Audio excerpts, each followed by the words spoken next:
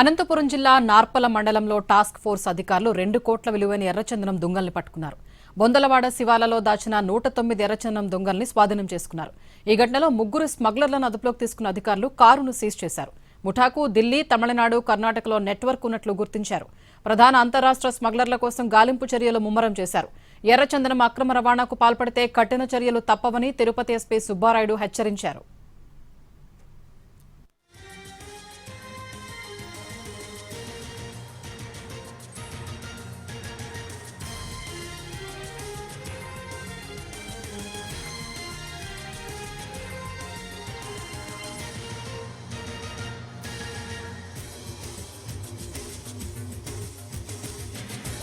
జిల్లాలో ఉత్తరాయ సముద్రం మండలం బొందలవాడ గ్రామానికి సంబంధించి ఒక పొలంలో దాదాపు 3 టన్నుల 2 కోట్లు విలువ చేసే ఎర్రచందనాన్ని ఇంటెలిజెన్స్ మరియు లోకల్ పోలీస్ ఇన్పుట్ ద్వారా సీజ్ చేయడం జరిగింది. ఇందులో 3 వ్యక్తులను కూడా అరెస్ట్ చేయడం జరిగింది. ఇది చాలా కాలం క్రితం మెటీరియల్ గా కనిపిస్తూ ఉంది.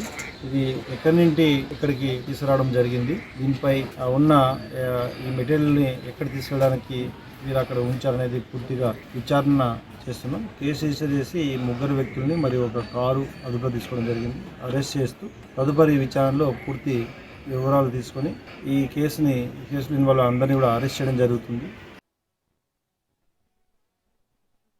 అనంతపురం